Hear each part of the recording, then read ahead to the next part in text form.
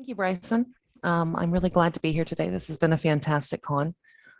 Gratitude to Leslie and Ray and everybody else on staff and volunteered to put this on. So kind of two goals today. The first of which is to help you avoid my struggle as a baby CISO and efficiently feed your face. I am a first generation knowledge worker, first generation college grad. I have a neck tattoo. I am not a typical person in security leadership by merit of the fact I am not a white man. I've been a security leader since August 2020. I feel like, as you can tell from the deck, especially when we get into my food, I'm a deeply messy person as well. And I am in a wonderful feminist relationship, but my partner on the right and I have agreed that life seems to be a little bit better if I am the individual who has primary responsibility for cooking. Pancakes versus waffles. I like all carbs. I wore carb color today, but I'm a big fan of just classic pancakes as well as biscuits and gravy. So a little bit about my journey. I became director of security at a startup, cloud native startup, in August of 2020. Prior to that, I had a background in program management and analytics. So this is kind of coming from the perspective of somebody who has built a security function. I worked really hard for about 19, 20 months in that role, passed 3 audits, scaled security from Series A to C. And in December, I got a new job. In my current role, I am part of a great security team of smart people. And I'm doing some research on about 400 million cyber assets at 1,300 organizations. I don't have my boss's permission to drop this knowledge yet, but it's relevant to some of what else I'm going to talk about. And you can expect that report, which is going to be called the SCAR, the State of Cyber Assets Report, in late February 2022. So security leadership is difficult, and I think that it might even be impossible. CISOs are really not a terribly diverse sector of the market. They are 95% white, 85% male. Gartner research shows that the majority of CISOs really struggle and do not have fantastic results. There's additional research to show that the average CISO lasts 11 months in a job before quitting. The current research I'm working on has showed me that the average organization has over 200,000 alerts in their backlog, and that can be alerts from cloud security posture management tools like GuardDuty, and it can also be vulnerability scanner findings. And it's really pretty overwhelming, especially when you consider the fact that there is about 1 security person for every 200 employees. But something I have observed is the fact that we are here because of a deep commitment. Pretty much everybody in security really cares about security. This comic is about sysadmins, but it feels incredibly personal. The idea of climbing up ventilation ducts and walking across broken glass during a hostage situation to kind of restore availability, it feels deeply personal. When I speak to people who are, more experienced than me, I always ask them what gives them hope for the future of security. And I can say from my personal experience that the people around me, my community, are what gives me hope. I believe that we can change, and we are creating change. Over the last 15 years, security has gone from the basement to the boardroom. The CISO's role in a business is more important than ever. It used to be that security was this weird niche hobby shop of IT in the basement. And now we're on customer calls, we're customer facing, which is something that Emily Gladstone Cole referenced quite a bit in her talk. Customers care about security, so they want to talk to the CISO. I think it's arguable that businesses are increasingly competing on confidentiality, integrity, and availability, and CISOs are crucial business enablers. And something else that gives me a lot of hope is the fact that large organizations are shifting to an office of the CISO structure where there is multiple CISOs, multiple specialists, because the work we do is so important, and there is so much of it. It made me think of the quote by Margaret Mead that many of us know, which is, never doubt that a small group of thoughtful, committed citizens can change the world. Indeed, it's the only thing that ever has. And I think that security practitioners can create a more equitable and secure future for everybody, because we're not doing this work for the work-life balance. We're not really doing this work for the money, because there is far easier ways to make a living wage than security. And that level of commitment is what gives me hope for the future of security.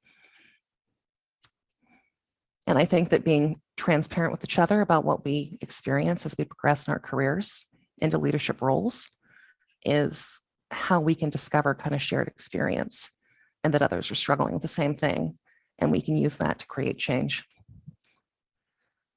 My CISO, Sunil,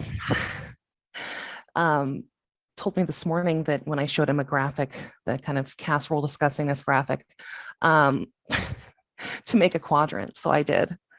I made a quadrant to organize kind of experiences that we have as security leaders. There are some that are wholesome. There are some that are intolerable and inevitable. And I think those are areas that we need to revolve. And then there's some that, are not that commonly shared experiences. Again, there are things that are absolutely wholesome and things where we need to spark a revolution. So the first difficult lesson I learned in my first security leadership role is just how much relationships matter. Gartner research on CISO effectiveness shows that the most effective CISOs spend a lot of time building relationships with other leaders. And something I learned is the importance of partnerships with sales, with marketing, with business, because there is so much work and we cannot do it on our own. Something else, and this was from a different study, is that the most effective CISOs avoid being in a defensive position over incidents, over risk. They don't apologize. And that kind of not going on the defensive allows them to create better sense of partnership. Like it's everybody's job to fix these risks. We need cross-functional collaboration. And I think that is critically important. Building social capital is another thing that I think is very important. Less difficult in the sense that most of us are pretty good at it already. As a security person, you can't really force anybody to do anything. There are security teams that try to kind of be agents of punishment, but I don't think it's terribly effective for them. So leading by influence is something that most of us are very good at already.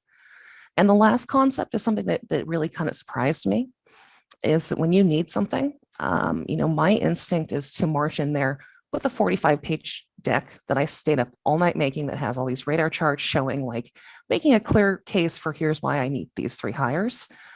And that's not really how executives work. You have to kind of seed an idea and you have to nurture it. You have to bring it up several times. Because, I think that many of us get to a leadership role because we are so effective at being analytical and great at our jobs. And once we're there, we have to develop a new kind of soft skill set to negotiate what we need. The industry does need change. And this is not just security, it's the workforce. There's a lot of studies that show how much individuals from underrepresented backgrounds, like myself, I'm a woman, face bias, which is that, people like to promote and resource people who are like themselves. I think that the odds are better of success if you go into an organization where there is a more diverse C-suite. And as we create more diversity at the top, the process of building relationships between leadership becomes easier. I talk to so many people on a daily basis who deal with imposter syndrome. And I think that we need to call others out on it when we hear, women leaders or individuals who are a minority talking about how they don't feel qualified to be in a leadership position. We need to call each other out on this. Something that we can change is clear promotion pathways and OKRs for the teams that we're building to create a more level playing field and avoid promoting based on bias. And yeah, creating more diverse teams as well. So the first tip I have is that leaders spend Friday on gratitude and recognition. Recognize your teams, be grateful for your teams, and recognize yourself. Keep a wins sheet and share in your company Slack channels what you've done. I did this speaking, I published this. A lot of individuals from underrepresented backgrounds are pretty terrible at self-recognition, but it is critically important, because if you cannot advocate for yourself, like who else is going to? So be proud of your wins and share them. Second lesson I learned that was really difficult was about boundaries. And I think this is something that many of us struggle with, because again, we are so committed to this work. We care about security, and there is so much to secure. In my first year in the leadership role, I really learned the hard way that you have to set time boundaries. Working with global teams, working with teams outside your own time zone, you really need to be pretty aggressive about saying, I take 8 p.m. meetings 2 nights a week, not 5 nights a week.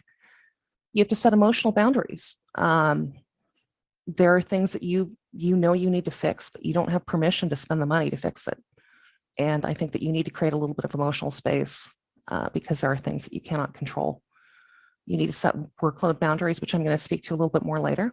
And do not let yourself be in a position where your health is not attended to. You're not going to the doctor. You're not taking care of yourself because you're working so much. There was one study, I think it was published in Raconteur, that showed that security teams are typically expected to work 10 hours a week more than other teams, including other technical teams in the organization. And I think that we need to recognize that that's not acceptable, especially when it bleeds into our personal lives and our health. And as we assume security leadership roles, I think that we need to draw attention to the fact that there is uneven standards for security team. I think a lot of organizations in general struggle at recognizing and rewarding technical teams, which can be security, it can be IT, it can be product developers, engineers as well. So I think that we need to take initiative and be really great at recognizing technical contribution in front of business leadership. And also, I think as we hire and kind of create teams, don't create a single point of failure where somebody has to pick up the phone in the middle of the night. Make sure that your on-call rotations are sufficiently staffed that people can get sick, they can take vacations, and they can have some work-life balance. This is a reference to a really great talk I heard earlier this summer from Jackie Bowe at Twitter. And she was talking about burnout. And she said that in herself, she recognizes that if she gets to the point where somebody comes to her with a great idea and she doesn't have the kind of emotional bandwidth to say, that's cool, let's talk about this, she's so overwhelmed that she feels, frustrated. That's her sign of burnout. And I feel like for me, it's the same. If I'm not responding to my friends on text, if new ideas feel overwhelming to me, I need to create some boundaries. Difficult lesson number 3. Emily Gladstone Cole spoke about this quite a bit. The relationship between security and sales. It is definitely a frustrating one, but it's also a valuable one depending on how you see it and you structure it. It goes back to creating business partnerships with other leaders. Customer trust is competitive currency in today's just kind of business climate in general. So I think that if you kind of position yourself as an agent of customer trust, it makes you a more valuable member of the organization from the business perspective. Something that surprised me is the amount of time I spent on those questionnaires that Emily referenced as well, and redlining contracts. And that is something to be prepared for sure. I discovered in my past role that putting security into customer contracts was a win for me, because I was able to say, passing these audits or doing these security things is an obligation to, 45% of our customers. So creating that business partnership where I negotiated with the sales leadership, like put security into customer contracts as a value add, was beneficial to my team. And the last thing I would point out is that no matter how you feel about it, executives are always going to speak the language of revenue. I don't think that revenue is by any means the most descriptive language for security impact, but it is a language that they speak, risk and revenue. I think that perceptions of security as a cost center really need to evolve, and partnering with sales is one way that you can change that within your organization. I think that privacy in general across the board in terms of privacy regulations, privacy legislation is an area that needs to evolve. And that is an area that I think businesses are struggling to negotiate in their contracts. And last, I would say that manual approaches to reporting and risk modeling and threat modeling are no longer relevant. Great risk reports are like a can of cream mushroom. They are fast, cost sensitive, and condensed. Difficult lesson number 3, don't be too perfect. And this goes back to what I talked about previously, where a lot of people from underrepresented backgrounds get into a leadership role, and they have a tendency to just approach everything with just incredible perfection. One of the hardest lessons I learned in a prior job was that you have to let stuff fall off your plate. If you're trying to get more hires and leadership isn't approving it, you can't keep pulling all-nighters to do the work for them. You should never be doing that. And it does not make a very convincing case for your hiring needs if you're doing the work for 3 people. Self-advocacy is not optional. You have to be very clear about, here's where I want to be in my career, to your manager. You have to be very clear about your wins. Keep a detailed record of those wins, because you are, again, your best advocate. And I think that, the fact that 0.47, percent of the workforce is security is untenable. We need to change the biases within our organizations, and we need to completely change our mindset on talent pipeline and figure out better ways to engage entry-level professionals. There's a ton of mid-level and senior level openings in security, and there's a ton of entry-level people who are trying to break in. I think that organizations, especially large ones, need to step up and figure out better vocational pathways, better apprenticeship pathways, and how we can better engage kind of entry-level talent to fix the security gap. And I think that employers need to accept the fact that helping grow your security professionals, continuing learning for security professionals is mandatory, and it should happen within work hours on work budget. If you hide your struggles, if you are silently doing 3 people's jobs or doing 3 people's jobs and not asking for the hires you need, you can't create a healthier situation for yourself. Set those boundaries. Let stuff fall off your plate. It's really hard, but it's really important. Learn to love frameworks such as SOC 2. What I learned about frameworks are often where small businesses, startups, which is where I've spent my career, start investing in security. Customer asks you to pass an audit, you do it. But compliance doesn't really get you to a point where you're secure. And so then as a leader, you need to justify spending enough to get you to secure beyond kind of the compliance level. That is where I chose to use frameworks such as OWASP SAMS and the NIST CSF to justify the difference between compliance and mature, and start doing benchmarking and creating kind of conversations where I was seeding ideas and nourishing them with leadership in my prior organization around becoming more mature from a security standpoint. I don't think that in security leadership you can escape frameworks, so might as well embrace them.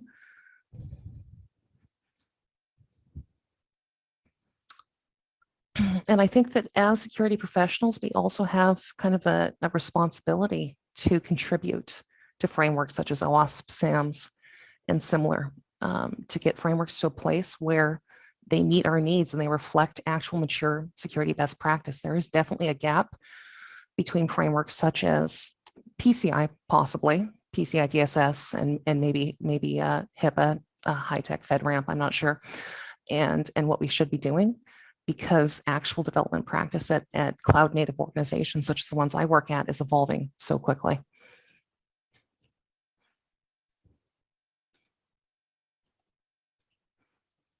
I apologize for the deck issues. Difficult lesson number 5, and this speaks to the fact that sometimes you need to kind of cut bait. You can't really change an adult's mind. As a security leader, you are an internal evangelist for security in your organization, and you are responsible to an extent for educating executives. I have learned from mentors that spending a ton of time on budget, advocating for the budget you need, is inevitable for security leadership. You will live in PowerPoint, and a huge part of your job will be presenting information in ways that resonates with the executive team. That said, you cannot solely be responsible for fixing the risks in your beautiful PowerPoints, and it's not really your job to convince anybody that security is a basic right, why you should be hitting the kind of bare minimum standards for your customers. That's not your job, and if you're in that position, I think it's important to honestly kind of evaluate whether or not you're in the right place. What needs to change? I think that as an industry, we need to look at why CISOs are lasting 11 months in positions, and make it to where the industry is a little bit more tenable. CISOs cannot be scapegoats for risks. They need to be risk partners. I think that we need to shift organizational thinking to where security is responsible for risk, to the fact that security is everybody's responsibility in business. And I think that the kind of office, the CISO structure, where there are multiple security leaders, is going to become increasingly important. I have a disclaimer in the notes of this deck, which I will share to my boss. I'm not personally looking for a new job, but I think in general, just kind of blanket advice for everybody. As soon as you get a new job, start looking for your next one. You are your own best advocate, and it's not your job to change an adult's mind if you've hit the point where you cannot convince a company to invest anymore in security.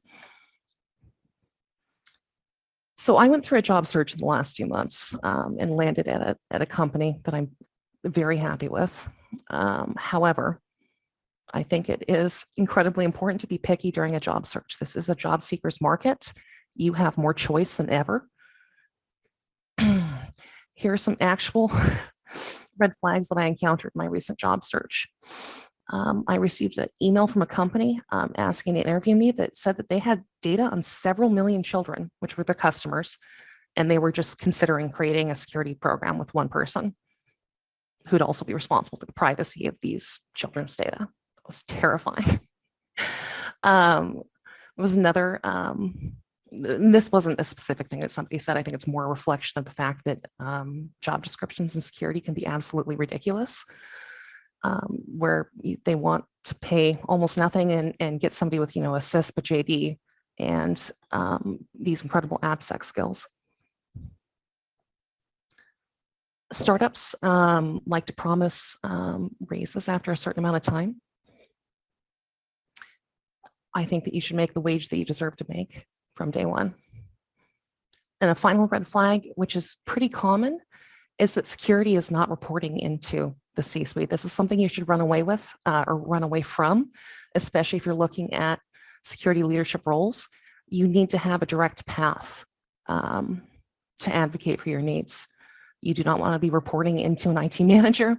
You don't want to be reporting into a VP of product, because not only does this mean you have to go through several layers to, get permission from the CFO to buy the tools that you need, it also means that there's typically a conflict of interest when it comes to compliance and privacy.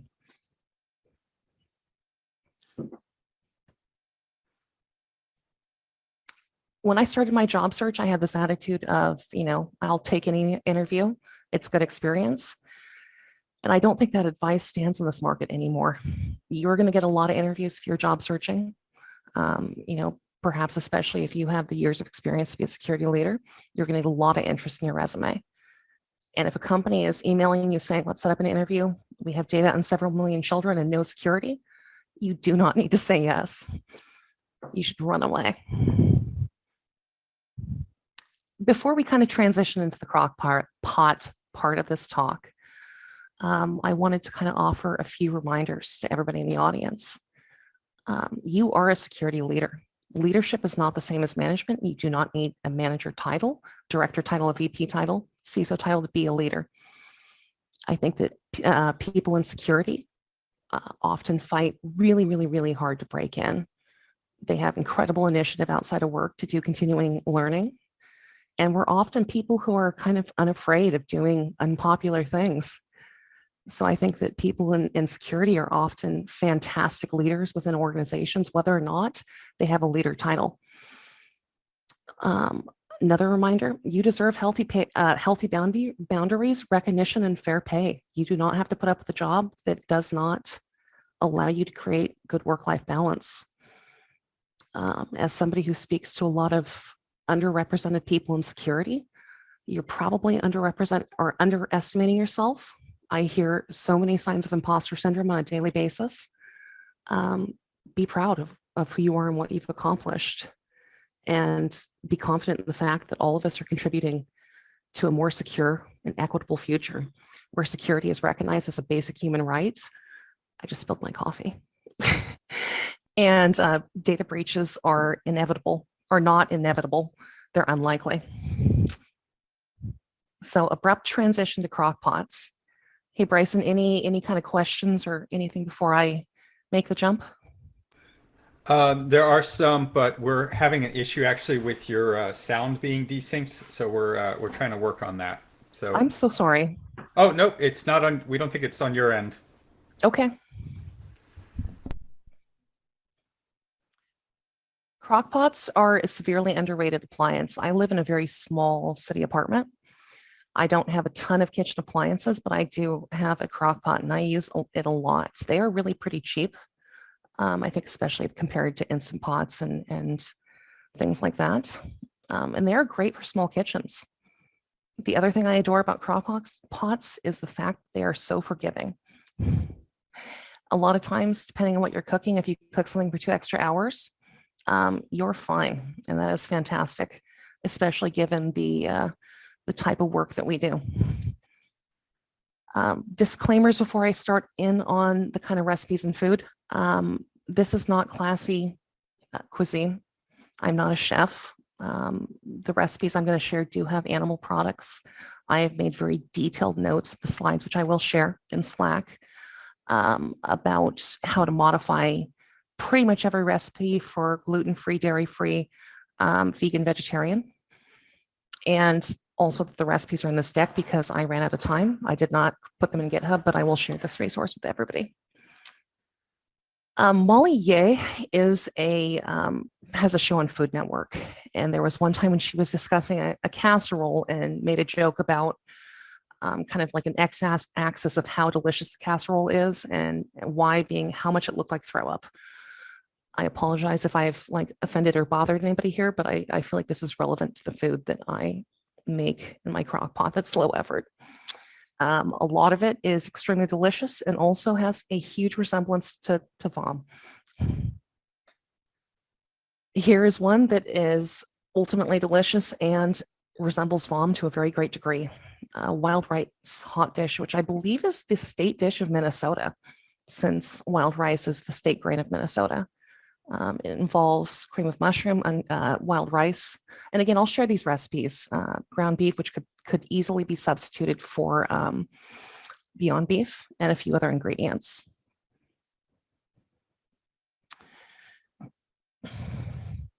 Another recipe I make pretty often is kind of a bean, corn, and chicken soup.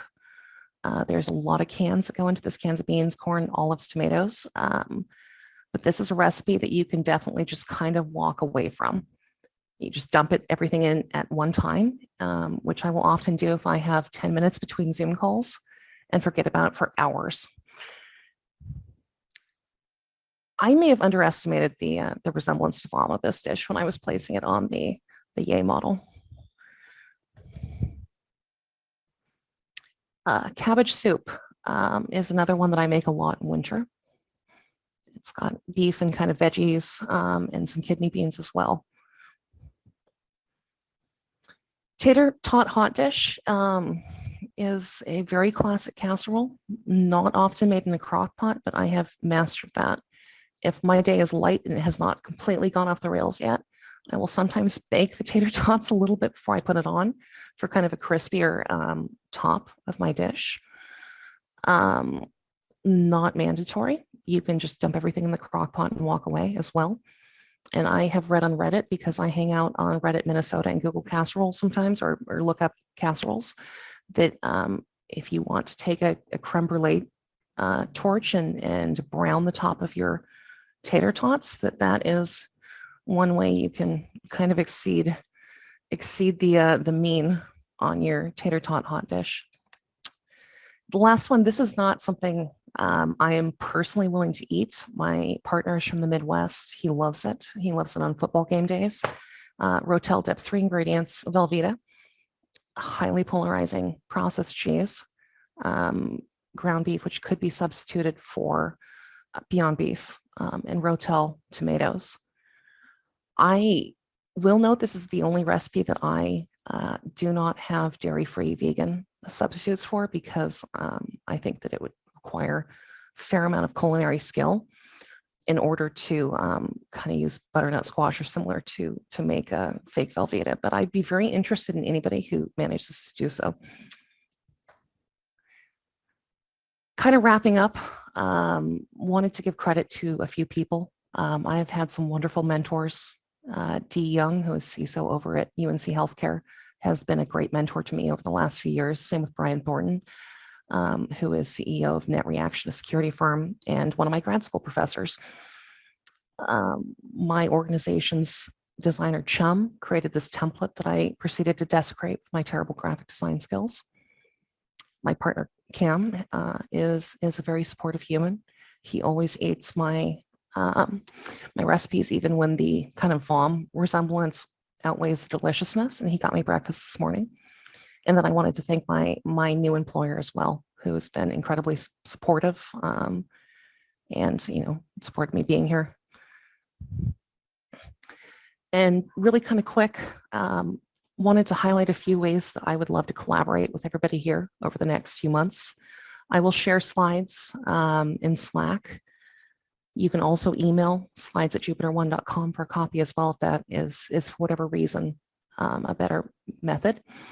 The report I'm working on, the SCAR report, the State of Cyber Assets report, I am looking for practitioner reviewers for this report.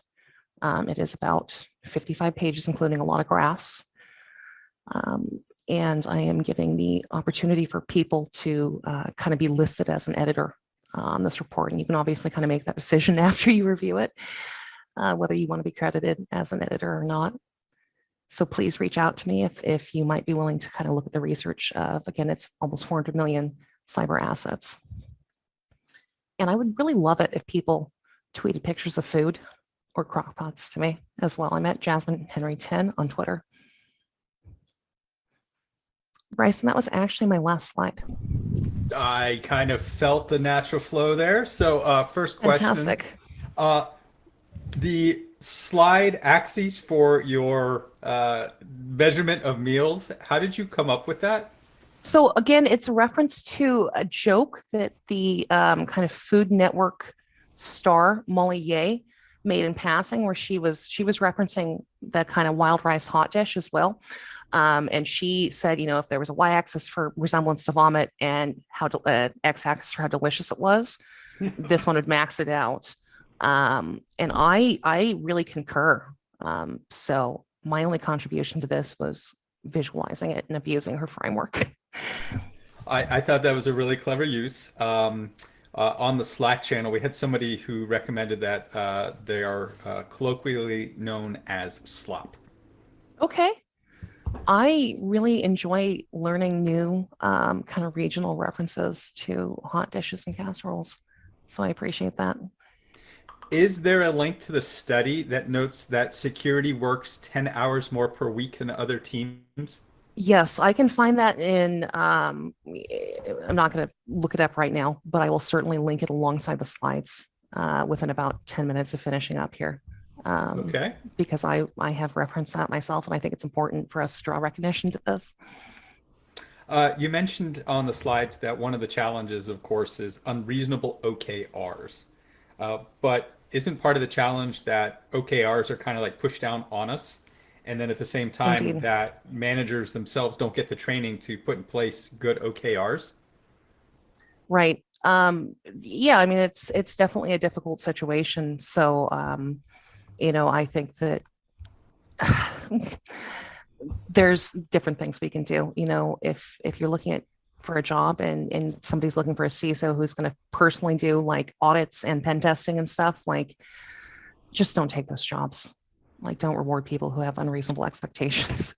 And as well, I think that taking a really active role in building OKRs for yourself, for your team, pushing back on OKRs that are passed down is really key, because we have to educate our kind of business leadership about the realities of security work. They have no idea.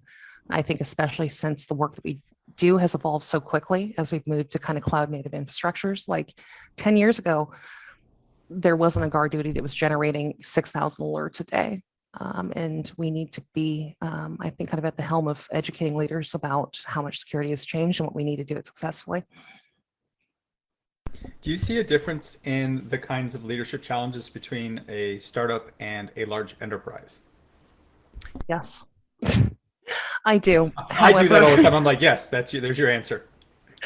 I think that there's no guarantee on either side of the fence that you are going to have executive support for security. Obviously, scaled security team is going to affect what you're dealing with on a day-to-day basis. But when I talk to security people at companies that are wildly different size than mine, I'm amazed at how much the same stuff we're dealing with. Like, oh, I'm creating this third PowerPoint presentation for like my hiring needs. I spend a lot of my time dealing with budget. I think there's a lot that is shared in common experience, but life is much better when you're at an organization of any size and value security.